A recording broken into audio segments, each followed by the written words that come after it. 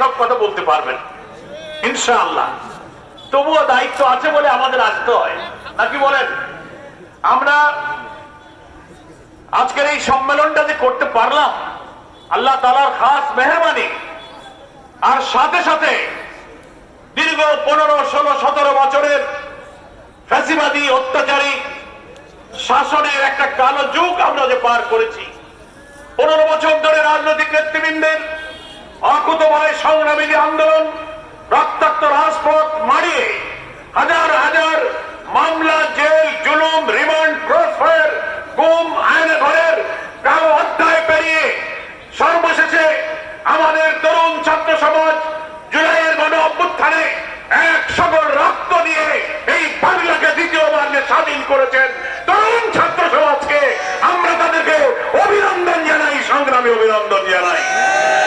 এই বরগুনার প্রায় 10 জন জুলাই অভ্যুত্থানের যে 2000 প্রায় ছাত্র জনতা জীবন দিয়েছে, তার মধ্যে বরগুনারও প্রায় 10 জন জীবন দিয়েছে। ঐতিহাসিক এই রাজনৈতিক পরিবর্তন, এই নতুন বাংলাদেশ, নতুন স্বাধীনতার পেছনে বরগুনার সংগ্রামী ছাত্র জনতার ঐতিহাসিক অবদান রয়েছে। আপনারা এই বিজয়ের অংশীদার। এই বিজয় 5 আগস্টের এই বিপ্লব যদি না হতো, এই বরগুনার এই মাঠে কর্মী সম্মেলন আপনারা করতে পারতেন না। পারতেন? আমি গোলাম পরোয়ার সাহেব এখানে এসে দাঁড়াতে পারতাম না।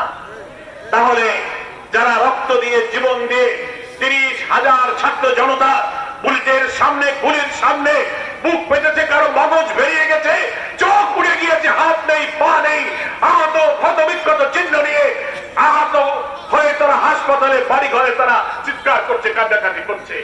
আজকে তাদের রক্তের উপরে, তাদের ত্যাগের উপরে দাঁড়িয়ে আজকে আমরা এই সম্মেলন করছি।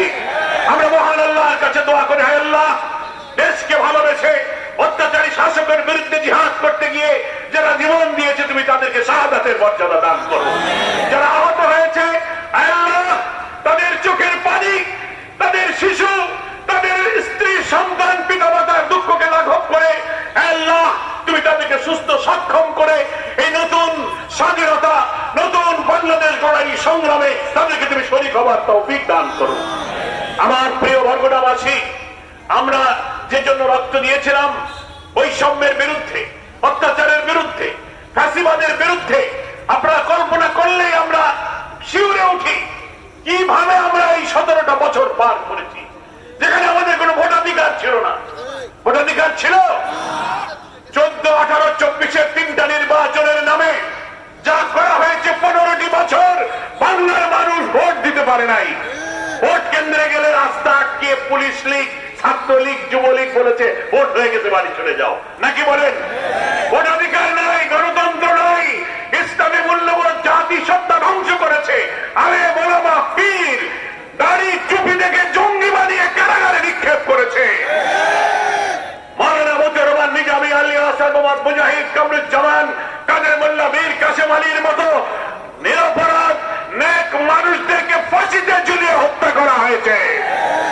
অধ্যাপক গোলাম আজম, আল্লামা দেলোয়ার হোসেন সাইনি, মকবুল আহমদ, অধ্যাপক নাজির আহমদ, আব্দুল খালেক মন্ডল, সাতক্ষীরার এমপি মাওলানা আব্দুস সুবহানের মতো 70, 80, 90, 93 বছরের বৃদ্ধ নেক মানুষ যারা জীবনে মিথ্যা বলে নাই, একটা টাকা হারাম খায় নাই, আল্লাহর বুজুর্গ লোকদেরকে কারাগারে ঢুকিয়ে তিলে তিলে মৃত্যুর দিকে ঠেলে দেওয়া হয়েছে। আপনি চিন্তা করতে পারেন, বিএনপি, জামাত, বিরোধী দলে আমরা যারা ছিলাম সকলের উপর অত্যাচার, স্টিম রোলার চালানো হয়েছে। ব্যবসা বাণিজ্য, চাকরি বাকরি আওয়ামী লীগ না করলে, একটি দল, একটি পরিবারের কর্তৃত্ব না করলে তাদের চাকরি হবে না, ব্যবসা হবে না, লেখাপড়া হবে না, জীবনের নিরাপত্তা থাকবে না। এই অবস্থায় তো আমরা দিন পার করেছি। এটা ছিল একটা কালো যুগ। আপনারা বরগুনার মানুষ ভালো বলতে পারবেন, এই 15 বছরে বরগুনায় কি অবস্থায় আপনারা ছিলেন, আপনারাই তো সাক্ষী আছেন, কি বলেন? ফলে আমাদের ভোটাধিকার ছিল না, আইন আদালতের সুবিচার ছিল না, মিথ্যা মামলা দিয়ে দিয়ে আপনাদেরকে ধরা হয়েছে, বাড়ি থেকে ধরে নিয়ে গেছে। 3 জন ঘরে বসে কথা বলছেন, ধরে নিয়ে বলে যে নাশকতা ষড়যন্ত্র করতেছে। ঘরের মধ্যে বই পুস্তক, কোরআন হাদিস পাইলে বলে জঙ্গি বই পাওয়া গেছে। কি আজব দেশে আমরা বসবাস করেছি। কারণ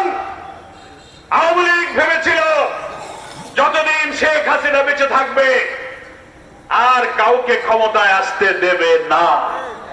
কিন্তু আল্লাহর ইচ্ছা হাসিনার ইচ্ছার সাথে মেলে নাই, নাকি বলেন? বাংলাদেশের মানুষ রাজনৈতিক দলের উত্তাল আন্দোলনকে ব্যর্থ করে দিয়ে শেখ হাসিনা যখন কর্তৃত্ববাদী ফ্যাসিস্ট খুনি হয়ে উঠল, আত্ম অহংকার, দাম্ভিকতা, আক্রোশের সীমা ছাড়িয়ে আল্লাহর অসন্তুষ্টি আক্রোশ যখন জোয়ার করলো, বাংলার মানুষ জুলাই আগস্টে তুমুল আন্দোলনে কিন্তু ফুঁসে উঠলো। কি বলেন, ঠিক কিনা? কোটি কোটি মানুষ ঢাকার রাজপথ আন্দোলনে মুখরিত করলো, আর উনি পুলিশকে নির্দেশ দিলেন গুলি করো। একের পর এক গুলি, নির্যাতন, বুক মামলা আটকাতে লাগলো। আমাদের তরুণ ছাত্র সমাজ হাসিনার গুলির মুখে আবু সাইদ বুক ধরা বুক পেতে দিল। ফ্যাসিবাদ পরাজিত হলো, বাংলাদেশ বিজয়ী হলো। 5ই আগস্ট বাধ্য হয়ে শেখ হাসিনা তার বোন রেহানা হেলিকপ্টার করে বঙ্গভবন থেকে ভারতে পালিয়ে গেল। যেখানকার মাল সেখানেই চলে গেল, নাকি বলেন? এখন সেই যেখানকার মাল সেখানে পৌঁছে গেছে। আগে তো বস্তা বস্তায় টাকা পাচার করে রাখছিল, ওখানে গিয়ে মাথা টাথা ঠিক নাই। অডিও ভিডিও অনলাইন ইউটিউব ফেসবুকে দেখা যায়, পাগল হয়ে গেছে। বলে এদিকে বাংলাদেশের আওয়ামী লীগের লোকেরা বলে, আপা আমরা খুব কষ্টে আছি, আপনি দেশে আসেন, দেশের অবস্থা খারাপ। আর ওদিকে আপা যান বুবুজান বলেন, টেনশন করো না, আমি আসতেছি, আমি কাছে কাছে আছি, যে কোনো সময় ঢুকে পড়বা। ঢুকে পড়ো, ঢুকে পড়লে বুঝতে পারতে 5ই আগস্ট রাজধানী ঢাকার উত্তর শাহবাগ এবং চতুর্দিক থেকে বাংলাদেশের কোটি কোটি মানুষ যখন 5ই আগস্ট গণভবনের দিকে যাত্রা শুরু করেছিল, তুমি যদি পালিয়ে না যেতে, ওখানে থাকতে, তোমার কি দশা হতো তুমি সেদিন টের পেতে।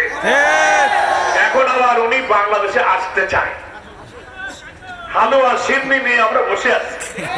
কি বলেন, অত গুড় আজকের দান, গুড় আজকের হইতে গেলে অনেক গুড় লাগে, নাকি বলেন? ফলে বাংলাদেশের মানুষ এত নিষ্ঠুর অত্যাচারী শাসককে আর বাংলাদেশে রাজনীতি করার অধিকার দিতে পারে না।